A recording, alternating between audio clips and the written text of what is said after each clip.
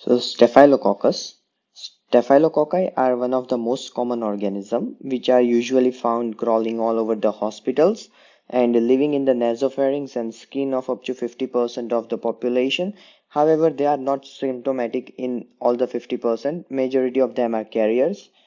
Moving on to the general characteristics of the Staphylococcus. Gram staining. All of the Staphylococci stain gram positive, and also they have enzyme catalase, and so they are all catalase positive. For the culture, Staphylococcus aureus and certain staphylococci are beta hemolytic, but Staphylococcus aureus can be differentiated from other staphylococci by the formation of a golden yellow pigment on the sheep blood agar. This is an experiment which is used to identify the culture is of Staphylococcus aureus species or any other staphylococci species. What you do is take a sheep blood agar and put some bugs on it, and after the culture, if golden yellowish pigment is formed, then it can be said that the cultured organisms were S. aureus. Now you can remember this general characteristics by the simple diagram. Consider a group of people in an office environment standing in the corner fearing two cats. From this you can remember like staff, which is the office staff for Staphylococcus, as they are always found in the groups, and two cats to remember that all of them are catalase positive. So here the question that why are these staphylococci found in the form of groups? This is because they divide in the multiple planes, whereas streptococci can divide only in the one plane, and so they form a chain-like structure. Now the major species of the Staphylococcus. The three major species are Staphylococcus aureus, Staphylococcus epidermitis, and Staphylococcus saprophyticus. Of this, the Staphylococcus aureus is the most important one, and it is the only staphylococci which is coagulase positive. Remember that all of the three are catalase positive,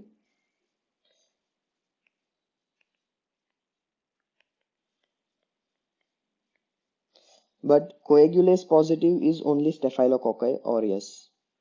Now, when we see under the microscope, Staphylococci can be seen as a clustered organism in the form of groups stained pink color, pinkish red because of the gram-positive nature.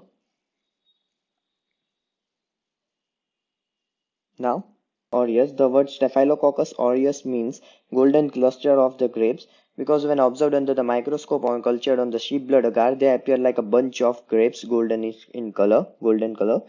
There are spherical cocci which are arranged characteristically in the grape-like structure as described, and they are non-motile, non-sporing, and facultative anaerobes.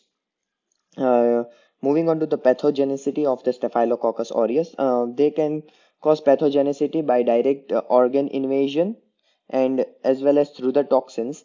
The toxins it produces mainly five toxins, which are toxic shock syndrome toxin, then pentan-valentine leukocidin, hemolysin, enterotoxin, exfoliatin.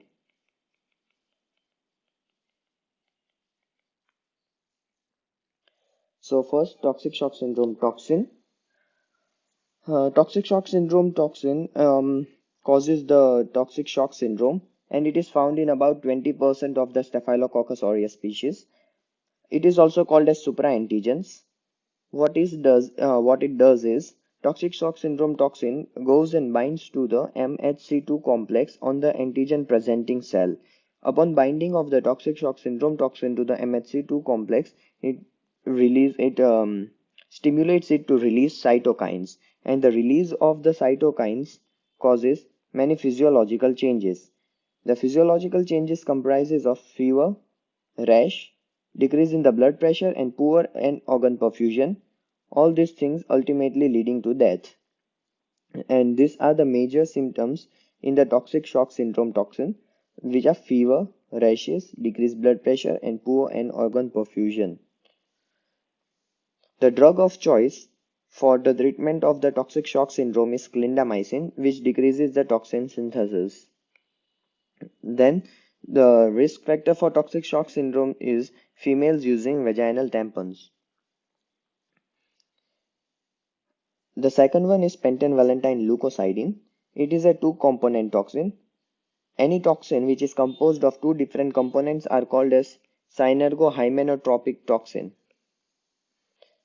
So any bicomponent toxin is called as synergohymenotropic toxin, and it comprises mainly of pentanvalentine leukocidine and gamma hemolysin, which is described later. Pentanvalentine leukocidine, what it does it punches a hole in the leukocyte. This is a leukocyte. It punches a hole in the leukocyte, which causes the death of the leukocyte and ultimately leads to inflammation. Then hemolysin, it is a pore-forming toxin. It destroys erythrocytes. It is a similar case like pentanvalentine leukocidine destroys leukocyte, whereas hemolysin destroys red blood cell, and it upon destruction forces them to release iron, and which this iron is used by the microorganism for its own metabolism. There are four types of hemolysin: alpha, beta, gamma, and delta. All of them have particular characteristics. The alpha one is inactivated at 70 degrees Celsius and paradoxically again activated at 100 degrees Celsius. The beta one follows a hot cold phenomena. That is, hemolysis starts at 37 degrees Celsius, and when transferred to less than 4 degrees Celsius temperature, it increases the hemolysis. And it lyses only on the sheep red blood cells, and there is no action on the human red RBCs, and that is the reason why we use sheep blood agar for the culture. And gamma hemolysin is a bicomponent toxin, and the delta one is the detergent, has a detergent like action. So the next one is exfoliatin. Exfoliatin causes staphylococcal scalded skin syndrome, or the writer's disease, which main symptoms are blisters and painful patches on the skin. Then enterotoxin. It is a relatively heat stable and so resist 100 degrees Celsius temperature for 10 to 40 minutes, and it is the main reason for the causing of the food poisoning. The symptoms of the food poisoning are like nausea, vomiting, diarrhea, which generally occurs after 2 to 6 hours of ingestion.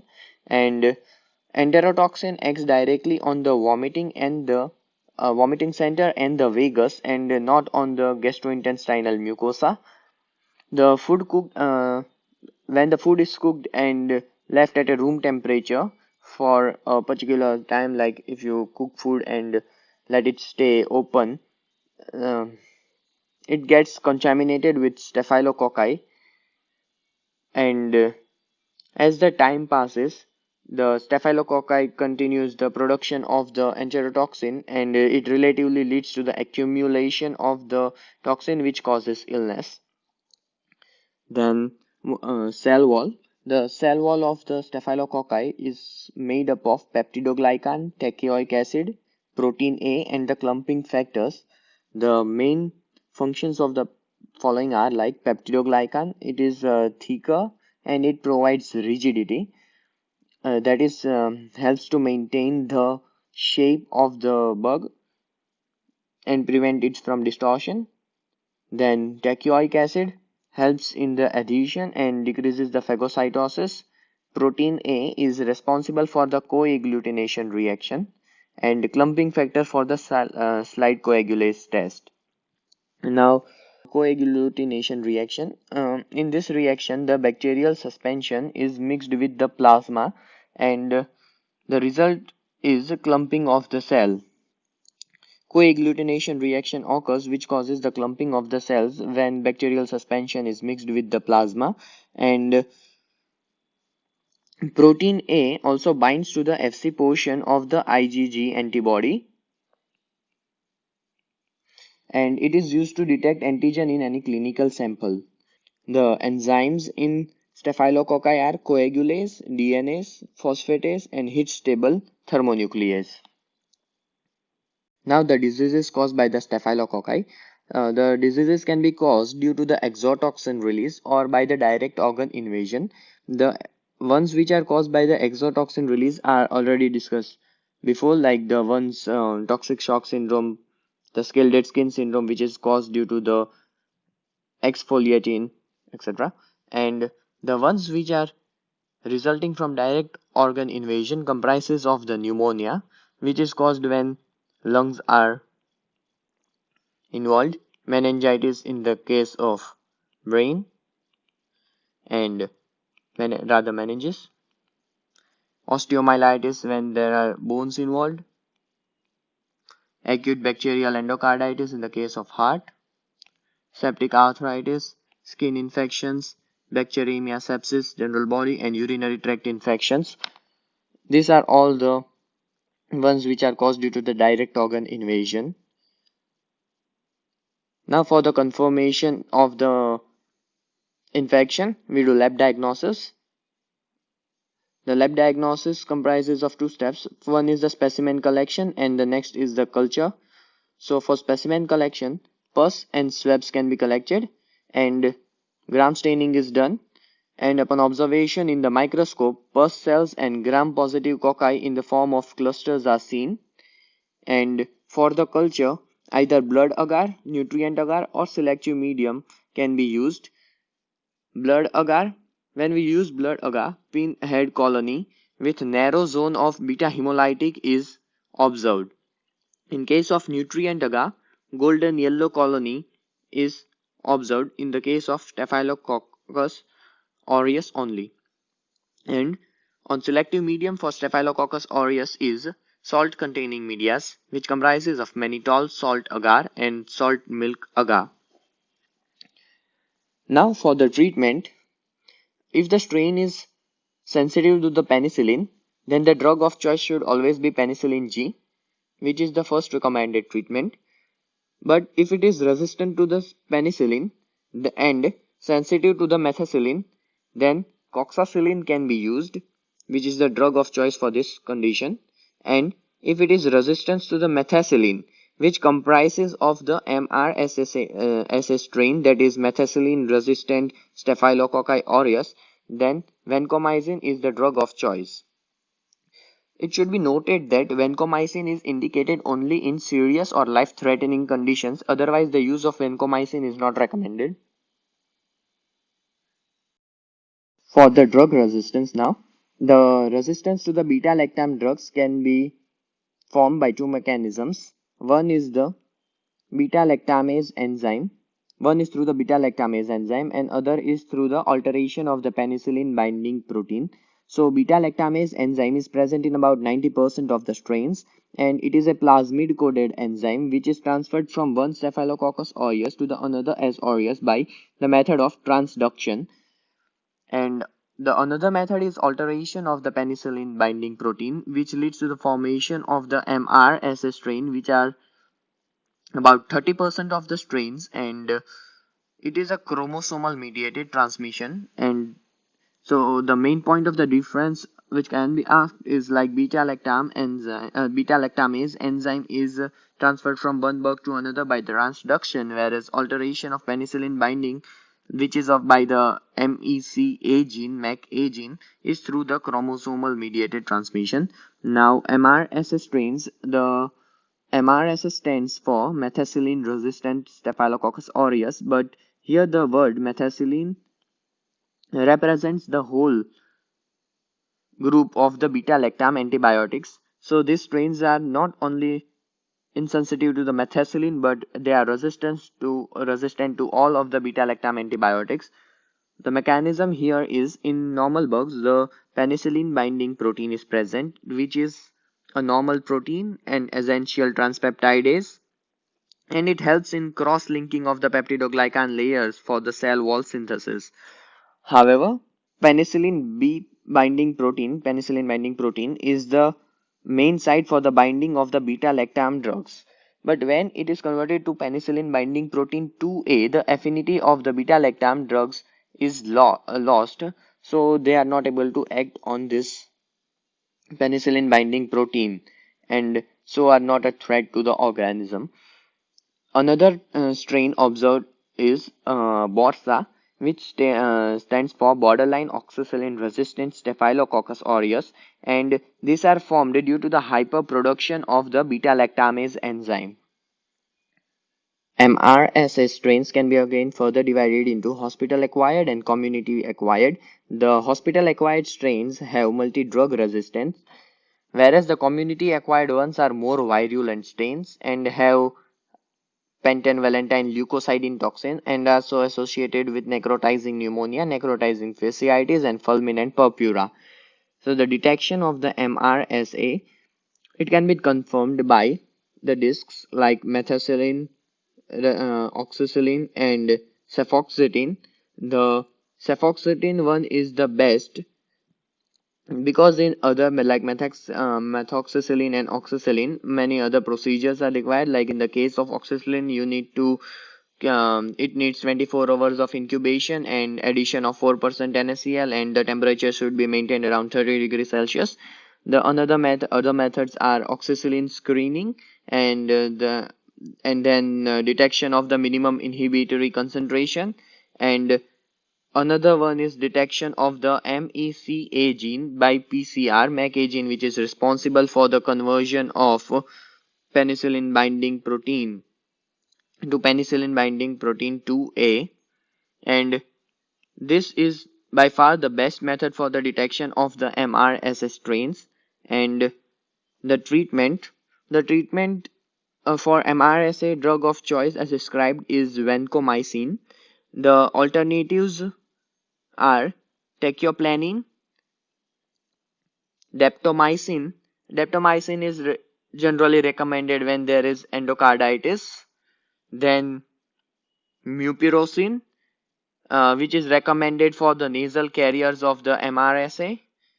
However, if the patient is in non-serious conditions, then ciprofloxacin and cetremoxacin can be used. The use of beta-lactins should be avoided because they are contraindicated in MRSA strains of the S. aureus, except the fifth generation ones, which have shown some effect, but still they are not recommended. The drug of choice is usually vancomycin.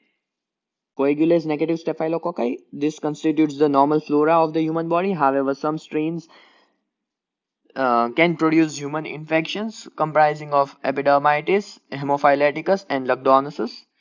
S. epidermitis is the most common cause of the coagulase negative staphylococci infection in the human, and it usually infects when the host defense systems are breached, like after the stitch abscess is caused, which is due to S. epidermitis, and it has a predilection of the growth on implanted foreign bodies such as artificial heart valves, shunts, intravascular catheters, and prosthetic appliances, leading to bacteremia. Hospital strains are multi-drug resistant. It can cause cystic and central line associated bloodstream infections. Endocarditis may be caused particularly in drug addicts. This is a major clinical manifestation, endocarditis, of S. epidermitis. And another important feature is the biofilm formation. Biofilm formation is an important pathogenesis of the infection by S. epidermitis. Extracellular polysaccharide matrix formation is done, which protects the bacteria from antibacterial agents and helps in colonization and resistance of infection runs. And this biofilm formation is responsible for prostatic valve endocarditis, ventricular shunt infections, and stitch infections. As shown, first the bugs attach to the surface which is reversible attachment, and then the cell aggregation and accumulation in the layer occurs, which leads to the formation of the matrix, and then the biofilm formation starts.